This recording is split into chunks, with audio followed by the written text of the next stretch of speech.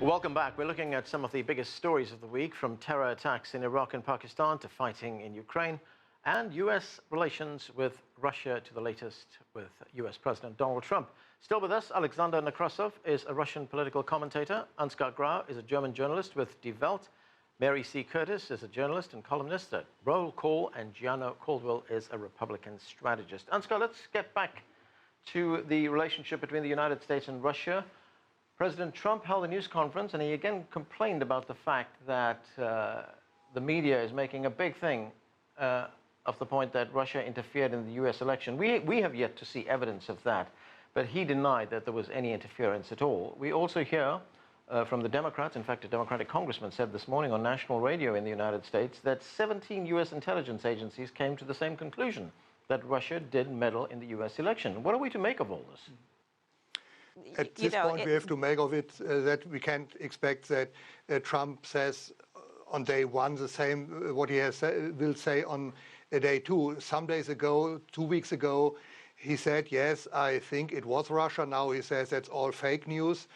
On the other side, he had to admit that his national security advisor, Michael Flynn, had some negotiations with Russia before he took office in regard to the Obama sanctions against Russia, and therefore he had to, and that shows that there is a big amount of uncertainty inside the Trump administration. I think that. Okay, Gianno, I'll get you in a moment. I just want to get to Mary. It's a very complicated situation. Okay, Mary, these, you know, as Ansgar points out, these accusations against Russia are not going away.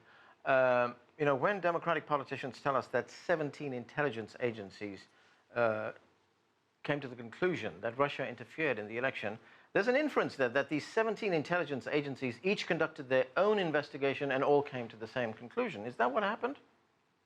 Yeah, well, it's not going away. This story isn't, particularly when he gave his news conference, and he pretty much is on the record as saying, you know, I don't have dealings with them. The folks, as far as I know, which he left himself out on the campaign, were not talking with Russian officials. I think complicating it as well, we don't exactly know what his business dealings are. He hasn't released his taxes.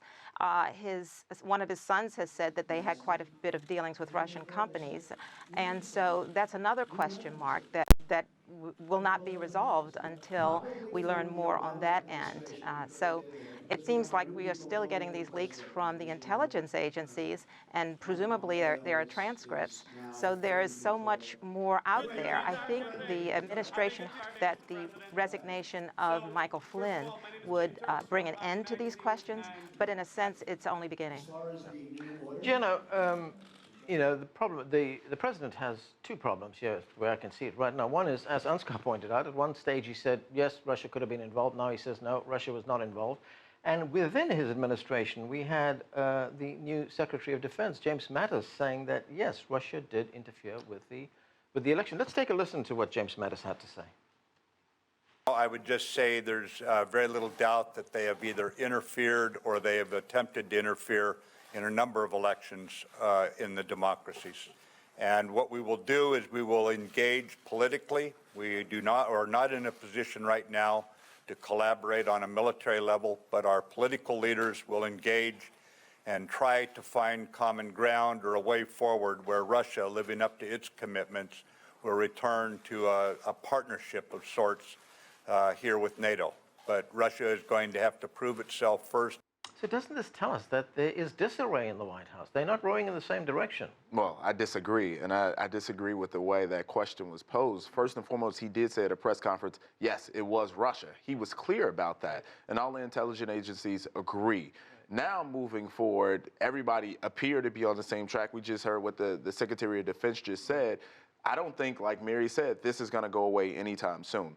But what we do know, based on what he said, his own words, he doesn't have any business dealings in Russia. He's not been to Russia in a long time. He doesn't talk to anybody in Russia. He talked to Putin twice, which was on the day that he won the election and on his inauguration day. So I think for folks to continue to bring up Russia is an issue, or even, and Mary said in the previous segment, you know, he's friendly with Russia. Well, what's the really definition of friendly by saying we should work with them? What President Obama said in 2012 to the former Russian president, he said, look, after my election, I'll have room to move around. I'll be able to work with you guys in that respect. And he said, the former Russian president said, okay, I'll let Vladimir Putin know that. So if it's okay for them to say things that they're going to work with Russia, why can't we say under this administration that we're going to work with Russia if it benefits us? Yeah, but well, he has been, when I say friendly, I mean, he has critiqued some of the allies, Australia and other ones, more than he has critiqued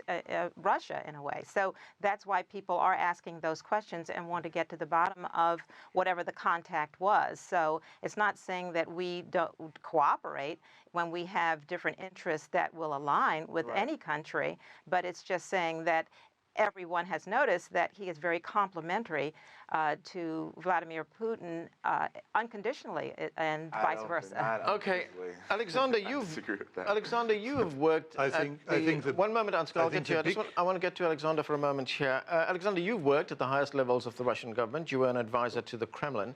When you look at what's going on in the United States right now, in terms of statecraft, I mean, when we look at these leaks that are coming out of Washington, leaks that appear to be undermining the president. What do you make of them? Well, this is extraordinary from the point of view of Moscow and the Kremlin, absolutely extraordinary. Now, first of all, of course, what is amazing is that the former President Obama basically broke all the rules of the game of transitional period. He started to actively engage himself in politics and this aggressive stance against Russia, when basically he should have been fading away and helping the Trump incoming administration, to get the sense of things. I think that the reason why there is turmoil in Washington at the moment is because of what Obama did in the last 2 remaining months in power. And by the way, about Michael Flynn, from the point of view of the Russian perspective, Michael Flynn was set up. I don't know by whom, but he was set up because what he was discussing actually with the Russian ambassador, and now I know this, and other people as well in Moscow, is that he was discussing the effects and of President Obama's anti-Russian sanctions and expulsion of diplomats, and he was actually trying to calm down the Russians and find some sort of a resolution also to the banning of the 35 diplomats. But then it was turned around by somebody in Washington, and he was accused of actually discussing the removal of sanctions, which he didn't discuss, by the way. So what I find remarkable is that this infighting that is going on in Washington is sending shivers down the spines of leaders across the world. Because, you guys there in America, you might talk about freedom, and all this democracy and the free speech and so on, but you need to understand something. You are the only superpower in the world. And if you have disarray in Washington of the kind we see now, if we have the press attacking the president, the sitting president, in a way that has become unacceptable, if you have the spooks going out of control completely and leaking practically every day, leaking something to the media, everybody is worried. Moscow, Beijing, whatever. That was a great assessment. I don't. Yeah, okay, Ansgar, go ahead, Ansgar. I don't buy that. I don't buy that. Sure, Russia is not so familiar with regime changes or changes of government that happens in Western democracies and not in Russia so often. Therefore, it's a different situation, but we don't know whether, and I don't think that all those leaks from the White House are from former Obama officials or servers. I think most of them show that there are ongoing struggles of power, of new orientation inside the Trump team between Bannon and Reince Priebus, for example. That for the one point, and therefore it's not a problem that the journalists and the media are not so friendly with Putin, with Trump. They have not been friendly with George W. Bush. There have been times when they have not been friendly with Obama as well. That's the obligation of all media to be not too friendly with people in power. What was said before, I can't agree that we just have to get over this Crimea thing since it's the people has spoken. No, it was an unprecedented thing that half a century after World War II, it was for the first time that boundaries and frontiers in Europe were changed by military means, and the election, when they decided we will stay for the future with Russia, it was not a free election, it was not a free plebiscite, and therefore I'm not naive. I don't expect that Crimea will go back and come back to Ukraine in the foreseeable future. But we shouldn't do so, as this is just a thing from the past and not worth to discuss it. Okay, Mary, one very quick question. I've only got half a minute left, and that is President Trump has announced a rally in Florida for this weekend. He's still in very combative mood. Has the campaign for 2020 already started? This is a rally in his support.